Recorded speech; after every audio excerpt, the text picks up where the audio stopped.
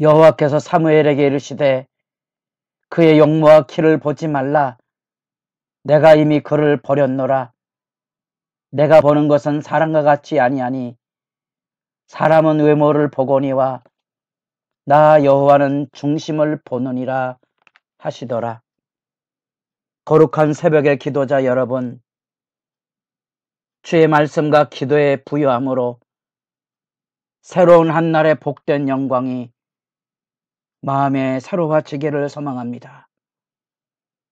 이제 오늘 우리가 읽어갈 말씀은 사무엘상 9장 1절에서 14절까지의 말씀으로서 사무엘상 8장에서부터 시작되는 이제 사울의 사역에 대한 8장 15절까지의 단락 안에서 하나님의 백성이 왕을 요구하는 것에 대한 깊은 우려와 그 안에 담겨져 있는 힘의 질서에 대한 위험성에 대한 경고를 일깨우시고 하나님이 결코 그 사실을 기뻐 받으시진 않지만 요구를 하나님께서 허용하신다는 개념을 우리가 살펴보았습니다.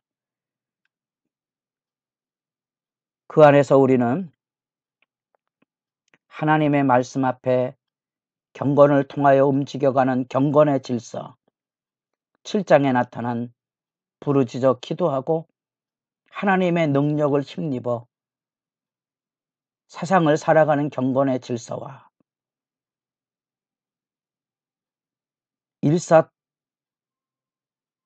움직여지는 힘의 질서로 세워지는 통합의 왕권으로서의 왕정제도의 대비를 살펴보았습니다. 역사 속에서 우리가 경건의 질서와 이 힘의 질서의 갈등과 분쟁을 어떻게 극복해 나가는가가 중요한 신앙의 지혜라 살펴보았습니다. 그러나 하나님은 그 백성들의 요구를 허용하시면서 이제 왕을 예비하시는 하나님의 경륜, 그 하나님의 손길을 만나보게 됩니다. 첫 번째 왕으로 세워지는 사울의 이야기가 시작이 되고 있는 겁니다. 우리는 성경을 읽을 때 그것을 단순히 도덕적인 규범으로 보면 하나님의 말씀을 이해하기 어렵습니다.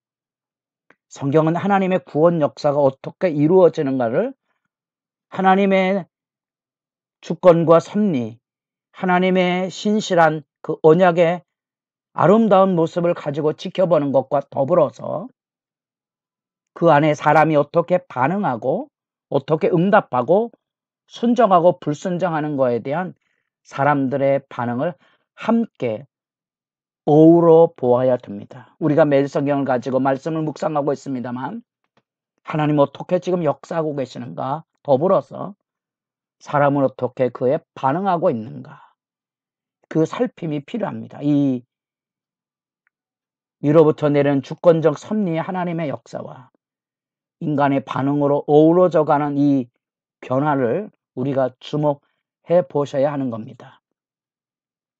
그냥 사울이 하나님 앞에 버림받은 왕으로 보면 오늘과 같은 말씀은 결코 쉽게 이해할 수 없게 될 것이고요.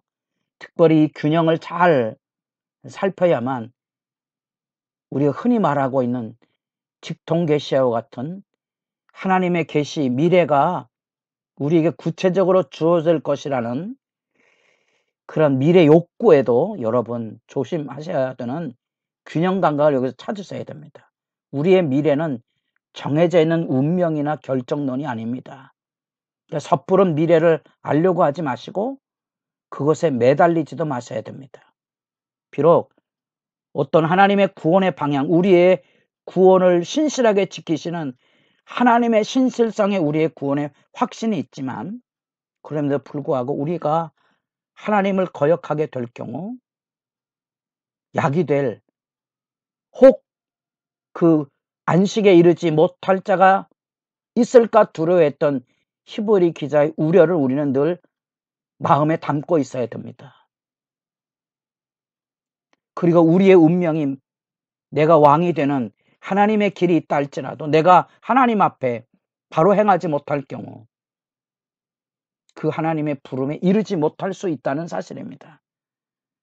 그런 점에서 하나님의 사랑에 자유하시고 미래에 대한 확신을 하나님의 진실함에 의탁함에 사서야 됩니다.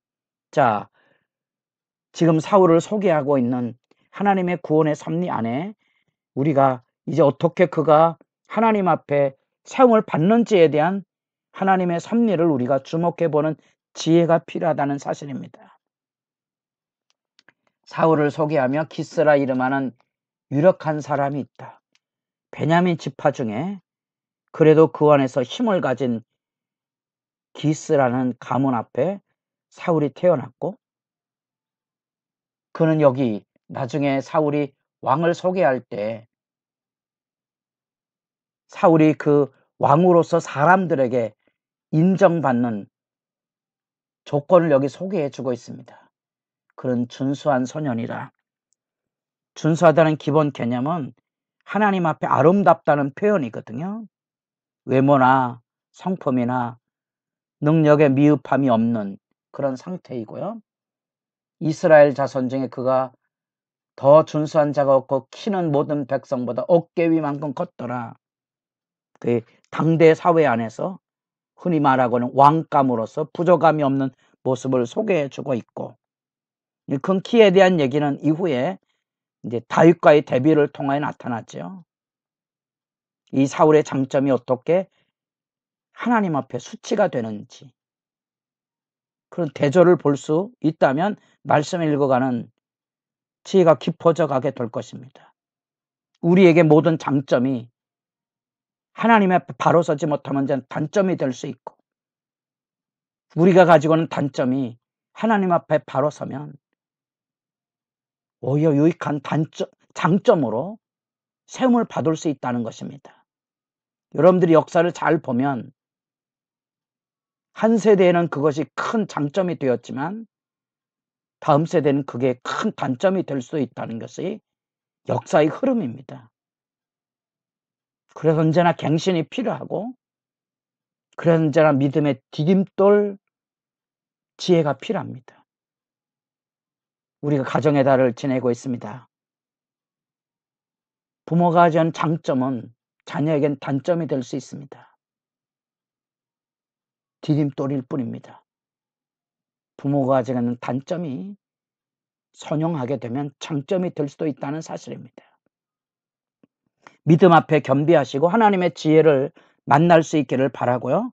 특별히 하나님 앞에 이 사울의 성품이 소개되는 아주 소중한 사역이 아버지 암나기를 찾는, 그래서 아버지의 말씀에 순종하여 지금 여기 나타나는 지명들, 그가 에브라임 산지와 살리사, 사할렘 땅, 이 베냐민 사람의 땅, 그리고 숲 땅, 이 라마에 이르는 이스라엘 땅의 그 중앙 산지를 헤매고 다니고 있는 모습을 보게 됩니다.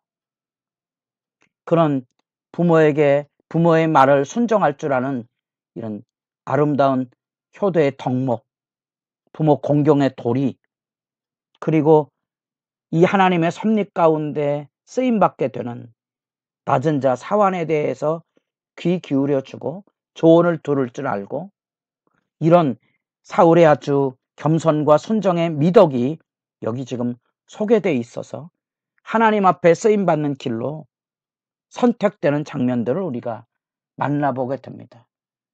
그런 점에서 성경을 통하여서 우리가 이렇게 하나님께서 귀히 쓰시는 좋은 덕목들, 또 하나님 앞에 늘 유의해야 될 단점들을, 비판적인 안목들을 함께 어울러 살펴보며 하나님의 지혜를 가지고 말씀을 읽어가는 행복이 깊기를 소원합니다.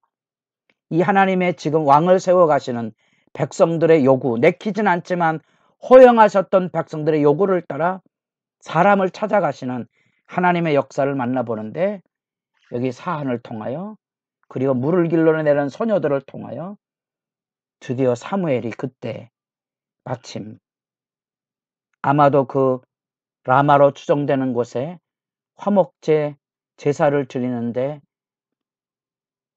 사무엘이 참여함으로 그 사울을 만나는 그런 장면의 극적인 환경을 우리가 여기 지금 지켜보고 있습니다.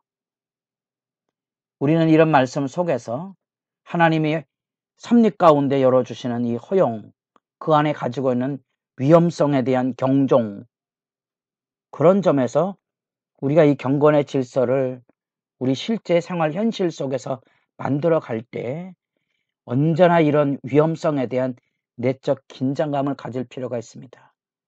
제가 종종 농담 삼아 우리의 미래를 대비할 때 보험을 잘 들어놓는 것이 하나의 대안이 될 수 있다는 얘기를 하면서, 혹 우리가 미력해서 든든한 보장이 되지 못할 때 더 큰 대안은 하나님을 의지하고 신뢰하며 사는 것이라, 이런 일상에 대한 얘기를 했습니다.